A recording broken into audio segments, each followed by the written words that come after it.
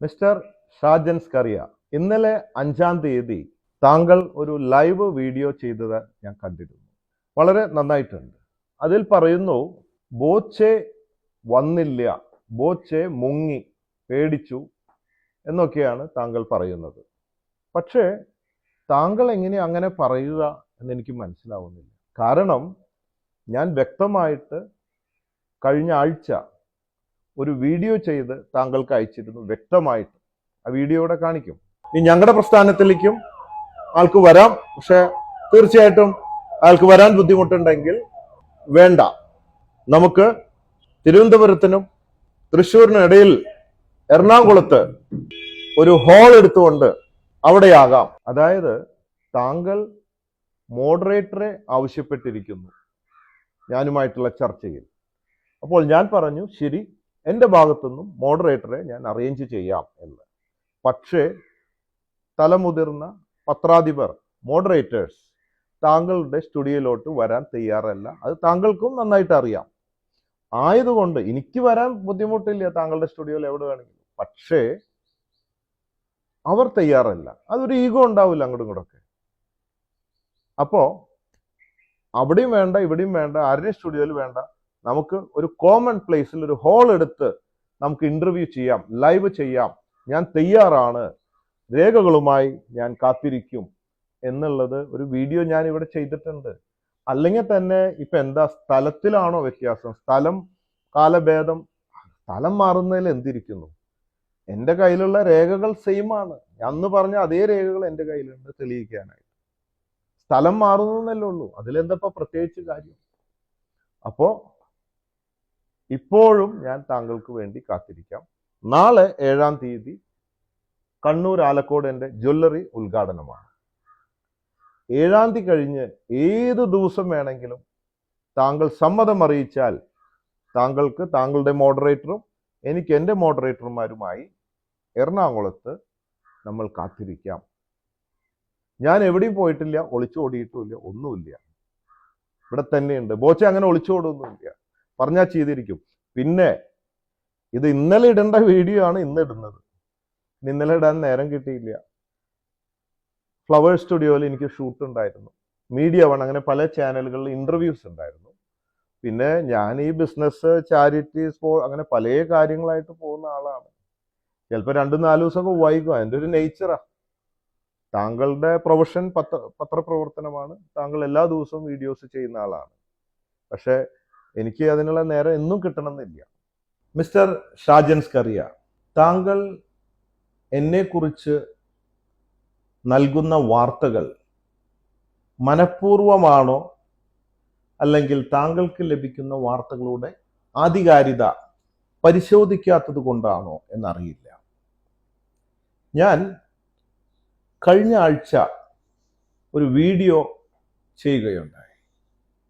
അതിൽ ഞാൻ ആദ്യമായി താങ്കളോട് ആവശ്യപ്പെടുന്ന ഒരു കാര്യം, താങ്കൾ എനിക്കെതിരെ പറയുന്ന വാർത്തകൾ ശരിയല്ല എന്ന് തെളിയിക്കുന്ന രേഖകൾ എൻ്റെ കയ്യിലുണ്ട്.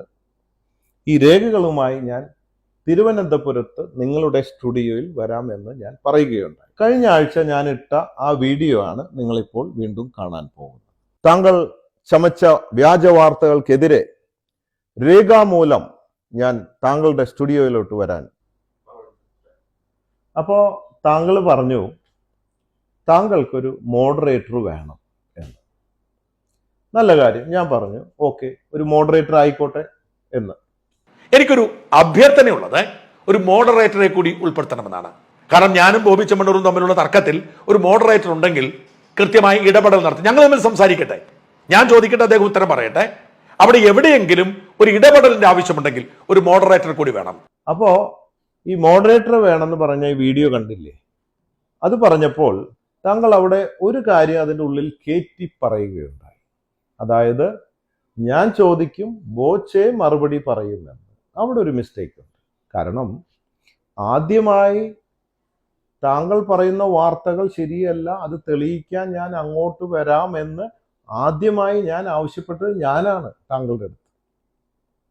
അപ്പോൾ ഞാനാണ് രേഖകളുമായി ഇത് തെളിയിക്കേണ്ടത്, അല്ലാതെ താങ്കൾ എന്നോട് ചോദിക്കുകയല്ല ഇപ്പൊ ചെയ്യേണ്ടത്. താങ്കൾ ഇതുവരെ പറഞ്ഞോടത്തോളം കാര്യങ്ങൾ ശരിയാണോ എന്നാണ് നമ്മളിപ്പോൾ പരിശോധിക്കുന്നത് രേഖാമൂലം.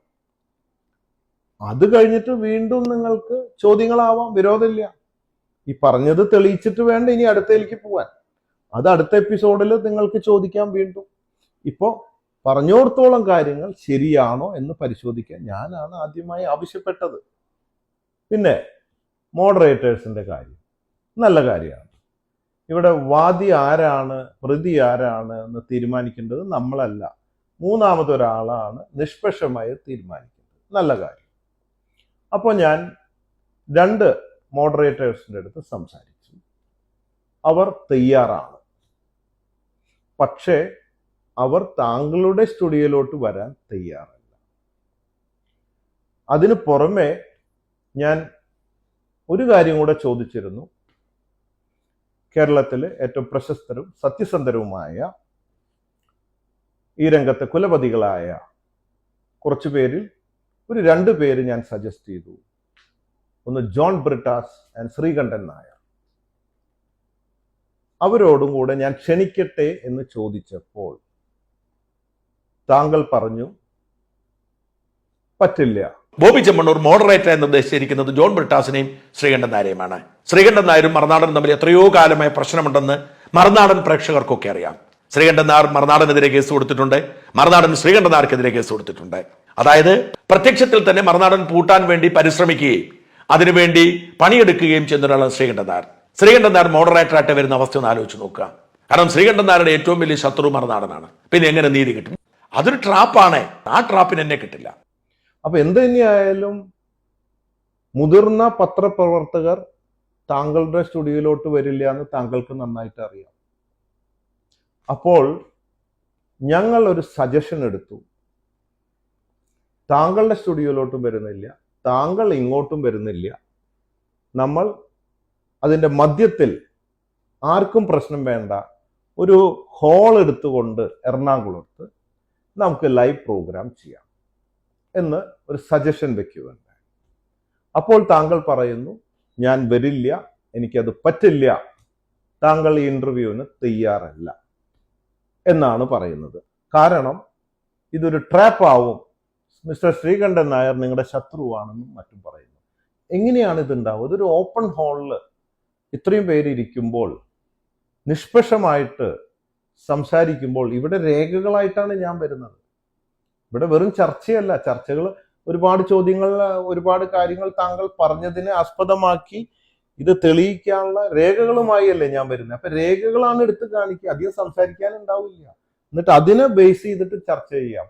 അപ്പൊ താങ്കൾക്കും ഇവർക്കും എല്ലാവർക്കും നോക്കാമല്ലോ, ഈ 1000 ഏക്കർ എൻ്റെ ആണോ, അല്ലെങ്കിൽ താങ്കൾ പറഞ്ഞ ഓക്സിജൻ സിറ്റി തട്ടിപ്പ് 62 ഏക്കർ മണ്ണുത്തി ഹൈവേയില് ഞാൻ ആരെങ്കിലും ഫ്ലാറ്റ് വെച്ചു കൊടുക്കാന്ന് പറഞ്ഞിട്ടുണ്ടോ, വീട് വെച്ചു കൊടുക്കാന്ന് പറഞ്ഞ് പൈസ വാങ്ങിയിട്ടുണ്ടോ? ഇല്ല, എന്റെ ഭൂമിയാണ്. അത് ചിലപ്പോൾ ഞാൻ പണിയും. ഇപ്പോൾ ഒരു 50,000 സ്ക്വയർ ഫീറ്റ് പണിതു. താങ്കൾ അവിടെ പറഞ്ഞു ഒരു തരി പോലും മണ്ണ് അവിടെ നിന്ന് എടുക്കാൻ ഒന്നും പണിയാൻ പറ്റില്ല എന്ന് താങ്കൾ ഒരുപാട് പ്രാവശ്യം പറഞ്ഞു. എങ്കിലും എനിക്കിപ്പോ നാളെ 500-600 കോടി കിട്ടാൻ ഞാൻ അത് വിൽക്കും, അല്ലെങ്കിൽ ചിലപ്പോൾ പണിയും. അതിലെന്താ കുഴപ്പം? അപ്പൊ അത് തട്ടിപ്പാണ്. അങ്ങനെ കുറെ കാര്യങ്ങൾ താൻ പറയുന്നത്. അതിന്റെ രേഖകൾ കാണിക്കാനാണ് ഞാൻ വരുന്നത്. അപ്പൊ രേഖകൾ വന്ന ആർക്കെങ്കിലും നിഷ്പക്ഷമാവാൻ പറ്റുമോ? താങ്കൾ എന്ത് ട്രാപ്പാണ്? ഒന്നും സാധ്യമല്ല. ശരി, ഇനി ശ്രീകണ്ഠൻ നായർ താങ്കളുടെ ശത്രുവാണെങ്കിൽ അദ്ദേഹം വേണ്ട, നമുക്ക് വേറെ ആരെങ്കിലും മോഡറേറ്റർ ആയിട്ട് വെക്കാലോ. താങ്കൾ ഇന്റർവ്യൂവിന് തയ്യാറാണോ? പിന്നെ താങ്കൾ പറയുന്നു ഞാൻ ഇന്ന് 5-ാം തീയതി കോയമ്പത്തൂര് ബോച്ചെ ഫുഡ് എക്സ്പ്രസ് ഉദ്ഘാടനത്തിന് പോയിരിക്കുകയാണ്. ബോബി ചെമ്മണ്ണൂർ ഇന്ന് കോയമ്പത്തൂരിൽ ബോച്ചെ ഫുഡ് എക്സ്പ്രസ് എന്ന് പറയുന്ന അദ്ദേഹത്തിന്റെ പുതിയ ഒരു സംരംഭം, തട്ടിപ്പെന്ന് എനിക്ക് പറയാൻ പറ്റത്തില്ല, കാരണം ഞാൻ അതിന്റെ വിശദാംശങ്ങൾ പഠിച്ചിട്ടില്ല, അതിന്റെ ഉദ്ഘാടനത്തിന് കോയമ്പത്തൂർ പോകുന്നത്. അത് തെറ്റാണ്. താങ്കൾ ഈ പറയുന്നതും തെറ്റാണ്. എനിക്ക് തോന്നുന്നത് ഇതൊക്കെ മനഃപൂർവ്വമായിരിക്കില്ലേ താങ്കൾ പറയുന്നത്. കാരണം ഇതൊക്കെ എല്ലാവർക്കും പ്രൂഫുള്ള കാര്യമല്ലേ. തെറ്റായ വാർത്തകളാണ് താങ്കൾക്ക് ലഭിക്കുന്നത്. താങ്കൾ ആ ഭാഗം ഒന്ന് ശ്രദ്ധിക്കണം എന്നാണ് എനിക്ക് പറയാനുള്ളത്. ഞാൻ കഴിഞ്ഞ 2 ദിവസമായിട്ട് വയനാട്ടിൽ പ്രവർത്തനങ്ങളിലായിരുന്നു. അവിടെ 100 പേർക്ക് വീട് വയ്ക്കാനുള്ള സ്ഥലം കൊടുക്കാനും ക്യാമ്പുകളിൽ പോയി ഭക്ഷണം, അവർക്ക് വസ്ത്രം, മറ്റു സംഭവങ്ങളൊക്കെ ആയിട്ട് പ്രവർത്തനത്തിലായിരുന്നു. ഇന്നലെ ഞാൻ എറണാകുളത്തുണ്ട്, എനിക്ക് ചില മീറ്റിംഗ്സ് ഉണ്ട്. പിന്നെ മീഡിയ 1 ഷൂട്ടുണ്ടായിരുന്നു. ഇന്ന് ഞാൻ ഫ്ലവേഴ്സ്, ഇന്ന് 5-ാം തീയതി ഫ്ലവേഴ്സ് TV-യിൽ എനിക്ക് ഷൂട്ടുണ്ട്. അത് കഴിഞ്ഞ് ഞാൻ ഇത് ഉച്ചയ്ക്ക് ചെയ്യുന്ന വീഡിയോ ആണ്. പല തിരക്കും ഈ ഷൂട്ടും കഴിഞ്ഞിട്ട് ലേറ്റായി പോയി. ഞാൻ ഇപ്പോഴും ഇവിടെ സ്റ്റുഡിയോയിലാണ്. അപ്പോ ഈ പറയുന്നത് തെറ്റാണ്. ഈ കോയമ്പത്തൂരുള്ളത് ഒരു ട്രെയിനിൽ ഒരു റെസ്റ്റോറൻറ്റ് സെറ്റ് ചെയ്തിരിക്കുക.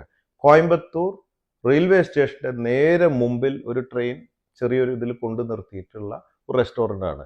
അത് പോകാമെന്ന് ഞാൻ ഏറ്റതുപോലും മാറ്റിവെച്ചു. അതിന്റെ കാരണം എന്താണെന്ന് വെച്ചാൽ 4ഉം 5ഉം ഞാൻ ഇവിടെ ഉണ്ടായാൽ ഒരു പക്ഷെ 5-നോ 6-നോ, ഇനിയിപ്പോൾ 5-ന് ഇൻഫോം ചെയ്തിട്ടില്ല അങ്ങോട്ടും ഇങ്ങോട്ടും, നാളെയെങ്കിലും ഇത് പറ്റുമെങ്കിൽ, ഞാൻ ഇന്ന് ഉച്ചയ്ക്ക് വീഡിയോ ചെയ്യുകയാണെങ്കിൽ നാളെയെങ്കിലും താങ്കൾക്ക് വരാൻ പറ്റുകയാണെങ്കിൽ ആവട്ടെ എന്ന് ഓർത്തിട്ടാണ് ഞാൻ എല്ലാം മാറ്റിവെച്ചിട്ട് എറണാകുളത്ത് നിൽക്കുന്നത്. അതുകൊണ്ട് നാളെ ഞാൻ താങ്കൾക്ക് ഇവിടെ വേണ്ടി വെയിറ്റ് ചെയ്യാം, താങ്കൾക്ക് വരാൻ പറ്റുകയാണെങ്കിൽ. ഇനി വേണ്ട, 7-ാം തീയതി എനിക്ക് കണ്ണൂർ ഉദ്ഘാടനമാണ്, ആലക്കോട്. 7-ാം തീയതി കഴിഞ്ഞാലും ഞാൻ തയ്യാറാണ്, ഏത് ദിവസം വേണമെങ്കിലും വരാൻ. താങ്കൾക്ക് ഇരിക്കാം, തയ്യാറാണെങ്കിൽ ഞാൻ റെഡിയാണ്. ഞാൻ എവിടെയും പോകുന്നില്ല. ഞാൻ പറഞ്ഞാൽ അത് ചെയ്തിരിക്കും. പിന്നെ താങ്കൾ പറഞ്ഞുകൊണ്ടിരിക്കുന്നു ബോച്ചേറ്റിയാണ്. ഏറ്റവും വലിയ വിവാദം ഇപ്പൊ ബോച്ചേറ്റിയുടെ മുകളിലാണ്. എന്താണ്? 1-ാം തരം ചായയാണ്. തുടക്കത്തിൽ പലർക്കും കിട്ടാൻ വൈകിപ്പോയി. ഡിമാൻഡാണ്. ഇപ്പോ 600-700 സെന്ററുകളിൽ ലഭ്യമാണ്. ഒരുപാട് പേര് വാങ്ങിക്കൊണ്ടുപോകുന്നുണ്ട്. ചിലർ മാസത്തിൽ ഒരു പ്രാവശ്യം വന്ന് വാങ്ങുള്ളൂ, ചിലർ വാങ്ങാറില്ല. അവർക്ക് എപ്പോൾ വേണമെങ്കിലും വാങ്ങിക്കൊണ്ടുപോകാം. കൂപ്പൺ ഫ്രീ ആണ്. എൻ്റെ കയ്യിൽ എല്ലാ രേഖകളും ഇരിക്കുന്നത്. എത്ര ലക്ഷം പേര് ചായപ്പൊടി വാങ്ങി എന്ന് താങ്കൾ അത് നോക്കി വായിച്ചാൽ മതി. പരാതികളില്ല. ഞാൻ പറയുന്നില്ല, രേഖകൾ സംസാരിക്കട്ടെ. ചായപ്പൊടി കൊടുക്കുന്നുണ്ടോ എന്ന്, സമ്മാനം കൊടുക്കുന്നുണ്ടോ, ഇത്ര കോടി രൂപ ഞാൻ കൊടുത്തിട്ടുണ്ടോ ഇല്ലയോ, എത്ര ലക്ഷം പേർക്ക് സമ്മാനം കിട്ടി 3 മാസത്തിൽ, രേഖകൾ വെച്ച് നോക്കൂ. ബാങ്കിന്റെ സ്റ്റേറ്റ്മെന്റ് അല്ലേ സംസാരിക്കുന്നത്. സാധാരണയായിട്ട് ഇന്ത്യയില് ഫ്രാഞ്ചൈസിയിലൊക്കെ ഫ്രാഞ്ചൈസി കൊടുത്തു കഴിഞ്ഞാൽ പിന്നെ അവർ തിരിഞ്ഞു നോക്കില്ല, ലാഭ നഷ്ടമാണെന്നൊന്നും നോക്കില്ല. പക്ഷേ ഇവിടെ ഞാൻ പറയുന്നു, നമ്മുടെ ഫ്രാഞ്ചൈസി എടുത്തിട്ട് നിങ്ങൾക്ക് വേണ്ടെങ്കിൽ 1 രൂപ നഷ്ടമില്ലാതെ മുടക്കിയ മുതൽ തിരിച്ചു തരാന്നാ പറയുന്നത്. അങ്ങനെ ആരും പറയില്ല. അപ്പൊ ആർക്കും പ്രശ്നമില്ല. പിന്നെ 5ഉം 10ഉം ലക്ഷമൊക്കെ അഡ്വാൻസ് വാങ്ങിയിട്ടാണ് ഇത് കൊടുക്കുക. ഞാനിപ്പോ ഫ്രീ ആയിട്ടാണ് കൊടുക്കുന്നത്. കുറച്ച് മാസം കഴിഞ്ഞാൽ ഞാനും 5ഉം 10ഉം ലക്ഷം ഫ്രാഞ്ചൈസി ഫീസായിട്ട് വാങ്ങും. അപ്പോ അങ്ങനെയൊക്കെ ഇത്രയും കാര്യമായിട്ട് സപ്പോർട്ട് ചെയ്തിട്ടും, പിന്നെ ഏതാ ഒരു സ്ത്രീ, അത് ചാരിറ്റിയുടെ ഭാഗമായിട്ടാണ് നമ്മൾ സ്റ്റോക്ക് കൊടുത്തത്, ഫ്രീ സ്റ്റോക്ക് കൊടുത്തു. അവരെന്ത് ചെയ്തു? സ്റ്റോക്ക് മുഴുവൻ വിറ്റിട്ട് ആ കാശ് പുട്ടടിച്ചു. വീണ്ടും സ്റ്റോക്കിന് വന്നിരിക്കുക. ഞാൻ പറഞ്ഞു വേണ്ട, ഇനി സ്റ്റോക്ക് തരില്ല. സ്റ്റോക്ക് വാങ്ങി വിറ്റ ലാഭം കൊണ്ടാണ് നിങ്ങൾ കാര്യങ്ങൾ നടത്തേണ്ടത്, അല്ലെങ്കിൽ അത് വേണ്ട എന്ന് പറഞ്ഞിരിക്കുകയാണ്. കാരണം അവർക്കൊന്നും നഷ്ടപ്പെടാല്ലേ, ഒന്നും ഇറക്കിയിട്ടുമില്ല. അപ്പൊ ഇതുപോലെയൊക്കെയുള്ള ചെറിയ പ്രശ്നങ്ങൾ ഉണ്ടാവും. അപ്പോഴേക്കും അത് താങ്കൾ ഇതിന്റെ യാഥാർത്ഥ്യം മനസ്സിലാക്കൂ. ഞാൻ ഈ 400 പേരുടെ മീറ്റിംഗ് വിളിക്കുന്നുണ്ട്. മിസ്റ്റർ ഷാജൻ വരൂ, അല്ലെങ്കിൽ ആരെങ്കിലും വിടൂ, എന്നിട്ട് അവിടെ എത്ര പേർക്കാണ് പ്രശ്നം എന്ന് നോക്കൂ. മീറ്റിംഗ് വിളിക്കുന്നുണ്ട്. അങ്ങനെ ഞാൻ പറയുന്ന യാഥാർത്ഥ്യം അറിഞ്ഞ് ശരിയായ വാർത്തകൾ നിങ്ങൾ കൊടുത്തോളൂ. പക്ഷെ ഒറ്റയടിക്ക് ഒരു കാര്യം പറയുമ്പോൾ, അല്ലെ ബോച്ചെ ടീ റെഡിയല്ല, 1-ാം തരം ചായയാണ്. ബോച്ചെ ടീ ആണ് ഇപ്പൊ ഏറ്റവും വലിയ വിവാദം വന്നിരിക്കുന്ന ഈ സമയത്ത്. അതിൽ ടിക്കറ്റ് കൊടുക്കുന്നുണ്ട്, ഫ്രീ ആയിട്ട് കൊടുക്കുന്നുണ്ട്. ഒരുപാട് പേർക്ക് ബോച്ചെ ടീ കിട്ടിയില്ല എന്ന് പറയുന്നു. സ്റ്റാർട്ടിങ്ങിൽ കിട്ടാൻ വൈകി എന്നുള്ളത് സത്യമാണ്. അത് ഏത് സാധനവും ഡിമാൻഡ് ഉണ്ടെങ്കിൽ വൈകും. പിന്നെ താങ്കള് ഫിജി കാട്ടും ഇന്നാള് പൊട്ടിയ ഹൈറിച്ച് കമ്പനിയുമായിട്ടാണ് നിങ്ങൾ കമ്പയർ ചെയ്യുന്നത്. ഹൈറിച്ച് കമ്പനി താങ്കൾ പറയുന്നു, ന്യൂസുകളിലൊക്കെ കണ്ടു, ഈ ചില കമ്പനികളൊക്കെ ഈയിടെയായിട്ട് 2-4 വർഷം കൊണ്ട് പൊട്ടിമുളച്ച് ആയിരക്കണക്കിന് കോടി രൂപ കേസും കൂട്ടങ്ങളൊക്കെ ആയിട്ട് നടക്കുന്നുണ്ട്. അപ്പൊ ഈ ഹൈറിച്ച് എന്താണ്, എങ്ങനെയാണ് താങ്കൾ അത് കമ്പയർ ചെയ്യുക? നിങ്ങൾ വരൂ, ഹൈറിച്ച് എന്താണ്, ഇത് ഫിജി കാട്ട് എന്താണെന്ന് നമ്മൾ രേഖാമൂലം കാണിച്ചു തരാം. ഹൈറിച്ച് പൈസ കളക്ട് ചെയ്തുകൊണ്ടിരുന്നു ജനങ്ങളിൽ നിന്ന്. കാശ് കളക്ട് ചെയ്തിട്ട്, ഇപ്പൊ ഉദാഹരണം 1 ലക്ഷം വാങ്ങിയാൽ അത് 1 വർഷമാകുമ്പോ 10 ഇരട്ടിയായിട്ട് തിരിച്ചു കൊടുക്കാൻ പറ്റുമോ? പിന്നാളെ ഏതോ വേറെ കമ്പനി, ഒരിക്കലും സാധ്യമല്ല. ഒരു 12, 14, 15% ഇൻട്രസ്റ്റ് അല്ലെങ്കിൽ ലാഭം ഇങ്ങനത്തെയൊക്കെയാണ് റിട്ടേൺ കൊടുക്കാൻ പറ്റുള്ളൂ, മാന്യമായ ഒരു കച്ചവടം ചെയ്തിട്ട്. അപ്പോ ഇരട്ടിപ്പിച്ച് കൊടുക്കുക പൈസ. അത് സാധ്യമല്ല. മാത്രമല്ല നിയമപ്രകാരം അങ്ങനെ പൈസ കളക്ട് ചെയ്യാൻ പാടില്ല. അപ്പൊ ഫിജി കാർട്ട് എന്താണ് ചെയ്യുന്നത്? രേഖാമൂലം സംസാരിക്കാം. പ്രോഡക്റ്റുകൾ വിൽക്കുന്നു. ആ വിൽക്കുന്നവർക്ക് ബിസിനസ് ചെയ്യാനുള്ള ഒരു ഇ കോമേഴ്സ് പ്ലാറ്റ്ഫോമാണ്. ഇവിടെ മണി ചെയിൻ ഒന്നും ഇല്ല. താങ്കൾ വരൂ, ഇത് നോക്കൂ. ഒരു ഹൈറിച്ച് പൊട്ടി, അല്ലെങ്കിൽ അവിടെ ഇവിടെ ഇന്നലെ പൊട്ടി മുളച്ച് അവരൊക്കെ പൊട്ടി എന്ന് പറഞ്ഞാൽ അവരുമായിട്ട് കമ്പയർ ചെയ്യുമ്പോൾ ജനങ്ങൾ എന്താണ് മനസ്സിലാക്കുന്നത്? ഇത്രയും വർഷത്തെ പാരമ്പര്യത്തിൽ ഞാൻ കച്ചവടം ചെയ്യുന്നു, ഇന്ന് വരെ ഒരാൾക്ക് അവരുടെ മുതലോ അല്ലെങ്കിൽ ഒരു ഇൻവെസ്റ്റ്മെന്റ് അവരുടെ ലാഭവിഹിതം ഇന്ന് കിട്ടാതെ എൻ്റെ ഈ കാലഘട്ടത്തിൽ 35 വർഷമായിട്ട് ഒരാളെ കാണിച്ചു തരാൻ പറ്റുമോ? അതല്ലേ വിശ്വാസം. അപ്പൊ അങ്ങനെ നിങ്ങൾ കമ്പയർ ചെയ്യുമ്പോൾ ജനങ്ങൾ എന്ത് വിചാരിക്കും? അതാണ് എനിക്ക് പറയാനുള്ളത്. താങ്കൾ രേഖകൾ നോക്കി സംസാരിക്കൂ. എൻ്റെ ഇൻവെസ്റ്റേഴ്സ് എന്നിൽ ഹാപ്പിയാണ്, വിശ്വാസമുണ്ട് അവർക്ക് ഇത്രയും വർഷമായിട്ട്. അതുകൊണ്ട് അവർക്ക് ഇനി എന്തൊക്കെ പറഞ്ഞാലും അവരെ ഒന്നും ഇളക്കാൻ പറ്റില്ല. അല്ലെങ്കിൽ എൻ്റെ ഇൻവെസ്റ്റേഴ്സിനെ അടിച്ചു താത്താനോ അവരിൽ അവിശ്വസ്തത ഉണ്ടാക്കാനോ, അല്ലെങ്കിൽ ഞാൻ തുടങ്ങാൻ പോകുന്ന ആയിരക്കണക്കിന് എൻ്റെ ബാങ്കിങ് ബ്രാഞ്ചുകളും ജ്വല്ലറി ബ്രാഞ്ചുകളും മറ്റും അതൊന്നും എക്സ്പാൻഷനെ ബാധിക്കത്തക്ക രീതിയിൽ എന്തു പറഞ്ഞാലും വിശ്വസിക്കുന്ന ആൾക്കാരല്ല. അതുകൊണ്ടാണ് ആ വിശ്വാസം ഉള്ളത് കൊണ്ട്, ആ ക്രെഡിബിലിറ്റി ഉള്ളത് കൊണ്ടാണ് ഈ 35 വർഷം ഞാൻ മുമ്പോട്ട് പോയത്. പിന്നെ താങ്കൾ പറയുന്നു ബോബി ബസാർ ആയിരക്കണക്കിന് തുടങ്ങാൻ പോകുന്നു എന്ന് പറഞ്ഞു. ശരിയാണ്, തുടങ്ങിയില്ല എന്ന് പറഞ്ഞു. ഒരു ഹോൾസെയിൽ യൂണിറ്റേ ഉള്ളൂ. 3 ബോബി ബസാർ തുടങ്ങി ഞാൻ പൂട്ടി. അത് സത്യമാണ്. കാരണം അതിൽ ഉദ്ദേശിച്ച പ്രോഫിറ്റ് ഇല്ല, അതിന്റെ കഷ്ടപ്പാടുകൾ കൂടുതലാണ്. അതിലെന്താ തെറ്റ്? എത്രയോ വലിയ ഗ്രൂപ്പുകൾ ലാഭമില്ലാത്ത ബിസിനസ്സുകൾ നിർത്തി പുതിയ നല്ല ബിസിനസ്സുകൾ ചെയ്യുന്നു. ബിസിനസ്സിൽ ലാഭവും നഷ്ടം ഉണ്ടാവുമല്ലോ. അതിലിപ്പോ എന്താ തെറ്റ്? മലേഷ്യയിൽ ഗുണമില്ല, നിർത്തി. അമേരിക്കയിൽ എൻ്റെ ബ്രാഞ്ച് റിനോവേറ്റ് ചെയ്ത് ഇപ്പൊ തുടങ്ങാൻ പോവുകയാണ്. അവിടെ മാത്രമല്ല, അമേരിക്കയിൽ പല സ്റ്റേറ്റുകളിലും ബ്രാഞ്ചുകൾ തുടങ്ങാൻ പോവുകയാണ്. അപ്പൊ അതൊക്കെ ഒരു തട്ടിപ്പാണോ അതൊക്കെ? പിന്നെ താങ്കൾ പറയുന്നു എൻ്റെ റോൾസ് റോയ്സ് ടാക്സി തട്ടിപ്പാണെന്ന്. എന്താണ് തട്ടിപ്പ്? ഞാൻ മുമ്പ് വീഡിയോയിൽ പറഞ്ഞിരുന്നു, ഞാൻ ഫ്രീ ആയിട്ട് ഇതിൽ ഒരുപാട് പേരെ കയറ്റിക്കൊണ്ടുപോകും. ഒരുപാട് പേരെ ഫ്രീ ആയിട്ട് കയറ്റിക്കൊണ്ടുപോയിട്ട് ഒരാളുടെ നിന്ന് ഞാൻ പൈസ വാങ്ങിയിട്ടില്ല. പിന്നെ 10,000 കണക്കിന് പേര് കയറണം എന്ന് പറഞ്ഞിട്ട് റിക്വസ്റ്റ് ഇടാറുണ്ട്.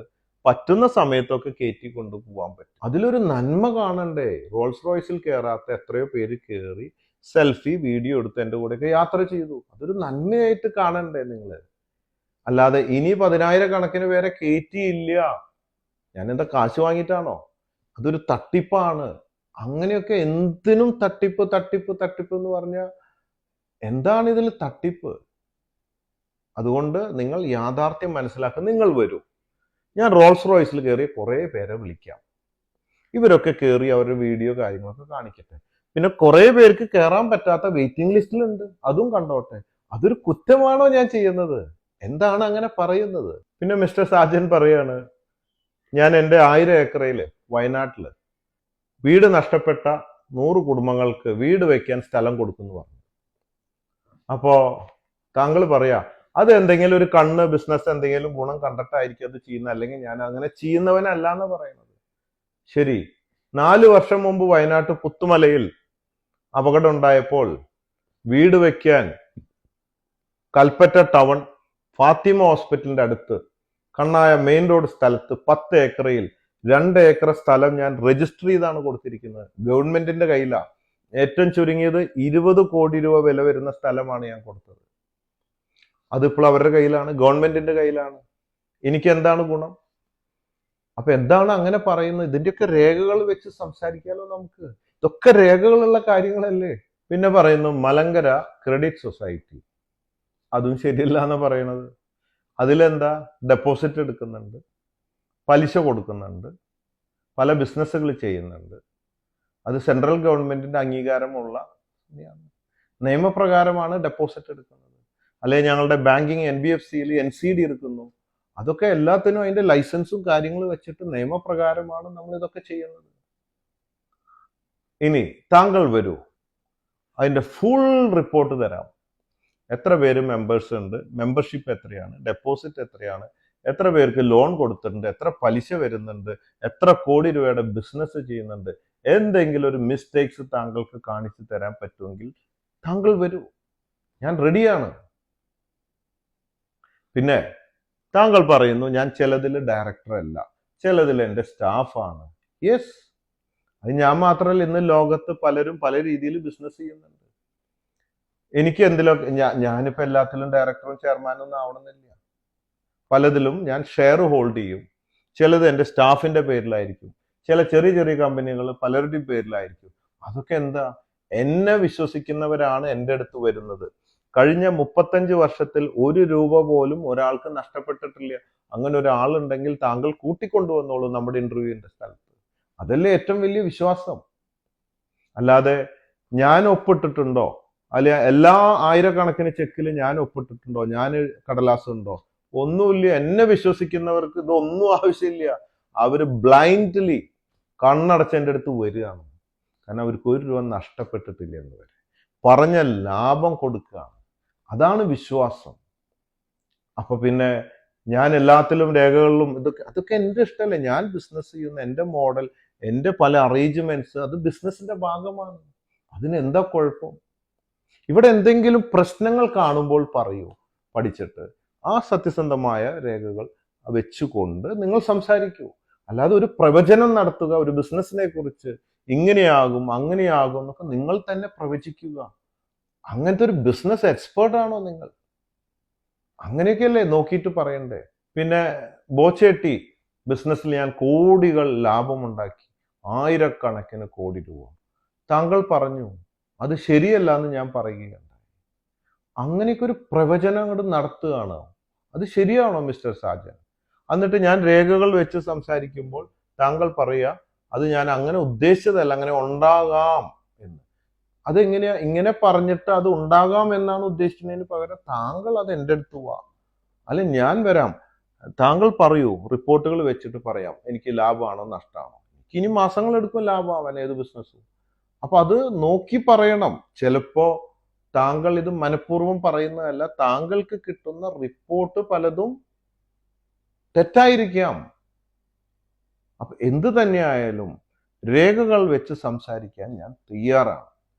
ഞാൻ താങ്കൾ എന്ന് പറഞ്ഞാലും മോഡറേറ്റേഴ്സുമായി ഞാൻ എറണാകുളത്ത് റെഡിയാണ്, നാളെ റെഡിയാണ്, അല്ലെങ്കിൽ 7-ാം തീയതി കഴിഞ്ഞാൽ മറ്റേത് ദിവസവും വേണമെങ്കിലും ഞാൻ ഇവിടെ താങ്കൾക്ക് വേണ്ടി കാത്തിരിക്കാം. ഇനി ഞങ്ങളുടെ ഉപഭോക്താക്കൾ, ഇൻവെസ്റ്റേഴ്സ് ഇവരൊക്കെ ഹാപ്പിയാണ്. ഇത് മാത്രമല്ല, ഇനി ബാങ്ക് നോക്കുക, ബാങ്കിന്റെ രേഖകളൊക്കെ പരിശോധിക്കാം. കറക്റ്റ് അടവാണ്. ഏതെങ്കിലും ബാങ്കിന് ഒരു പരാതി ഉണ്ടോ എന്ന് നോക്കാം. രേഖാമൂലം ഞാൻ പറയുന്നു ഇല്ല, കറക്റ്റ് അടവാ. ഞങ്ങളൊന്നാമത് ബാങ്കിൽ നിന്ന് അധികം പൈസ എടുക്കാറില്ല. പല ബാങ്കുകളും പൈസ വേണോ എന്ന് ചോദിച്ച് ഞങ്ങളുടെ അടുത്ത് വരാറുണ്ട്. ചില കേസുകളിൽ ഞങ്ങൾ വേണ്ട എന്ന് പറയും. ഞങ്ങൾ ഒരു ജനപങ്കാളിത്തത്തിൽ ആണ് ബിസിനസ് ചെയ്യുന്നത്. അപ്പോ പല ബാങ്കുകളും അതിൻ്റെ ഇതൊക്കെ രേഖകൾ വെച്ച് നമുക്ക് സംസാരിക്കാം. അപ്പോൾ മിസ്റ്റർ ഷാജൻ, ഞാൻ എറണാകുളത്തുണ്ട്. താങ്കൾ ഏത് ഡേറ്റ് പറഞ്ഞാലും ഞാൻ ഇവിടെ ഉണ്ടാകും. രേഖകളുമായിട്ട് നമുക്ക് സംസാരിക്കാം. പിന്നെ ഈ സബ്ജക്റ്റിന് വേണ്ടി ഇനി ഞാനൊരു വീഡിയോ ചെയ്യുന്നതായിരിക്കില്ല. താങ്കൾ ഡേറ്റ് അറിയിച്ചാൽ ഞാൻ ഇന്റർവ്യൂവിന് തയ്യാറാണ്. കാരണം താങ്കൾക്ക് താങ്കളുടെ പ്രൊഫഷനാണ്. ഓക്കെ, എൻ്റെ പ്രൊഫഷൻ ബിസിനസ്സാണ്. കച്ചവടം, ചാരിറ്റി, ഒരുപാട് ഉദ്ഘാടനങ്ങൾ ചെയ്യാനുണ്ട്. ഇതിൻ്റെ ഇടയിൽ കൂടെ ഓട്ടത്തിനും സ്പോർട്സൊക്കെ കുറേശ്ശെ, അതിന് എല്ലാ പരിപാടികളും കൂടി നടക്കുന്ന വ്യക്തി. എനിക്ക് സമയമില്ലാത്ത വ്യക്തിയാണ്. അതുകൊണ്ട് എന്നും വീഡിയോ ചെയ്യാൻ എനിക്ക് സാധ്യമല്ല എന്നതാണ്. ഇടയ്ക്കൊക്കെ സമയമുള്ളപ്പോൾ ചെയ്യാം. അത് ഗുണമുണ്ട്. എനിക്ക് വീഡിയോ ചെയ്യുന്നതുകൊണ്ട് എനിക്ക് ഗുണമുണ്ട്. സംഭവം നെഗറ്റീവോ പോസിറ്റീവോ ഒക്കെ അങ്ങോട്ടും ഇങ്ങോട്ടും ഒക്കെ പറഞ്ഞാലും സത്യത്തിൽ എൻ്റെ പ്രോഡക്റ്റ് ഒക്കെ വളരെ ഈസി ആയിട്ട് കയറുന്നുണ്ട്, സെയിൽസ് കൂടുന്നുണ്ട്, ഗുണങ്ങളൊക്കെ ഉണ്ടാവുന്നുണ്ട്. പക്ഷെ എന്നോർത്തിട്ട് എന്നും നമുക്ക് ഇങ്ങനെ വീഡിയോ ചെയ്യാൻ പറ്റുമോ? ഇല്ല. അതുകൊണ്ട് ഒറ്റ അപേക്ഷയേ ഉള്ളൂ, വാർത്ത ചെയ്യുമ്പോൾ ചിലപ്പോൾ താങ്കൾക്ക് കിട്ടുന്ന വാർത്ത തെറ്റാണെങ്കിൽ അത് പരിശോധിച്ച് കൊടുക്കണമെന്നുള്ള ഒരു അഭ്യർത്ഥന എനിക്കുണ്ട്.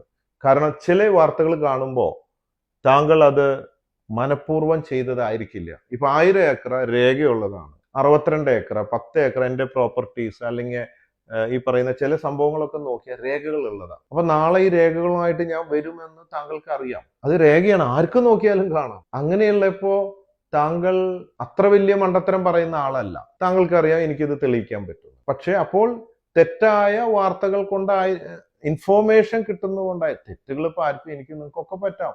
എത്ര വലിയ BBC വരെ മിസ്റ്റേക്സ് പറ്റിയിട്ടുണ്ട്, മനഃപൂർവ്വമല്ലാത്ത. അപ്പോൾ അങ്ങനെയാണെങ്കിൽ അത് പരിശോധിക്കണം എന്നൊരു അഭ്യർത്ഥനയുണ്ട്.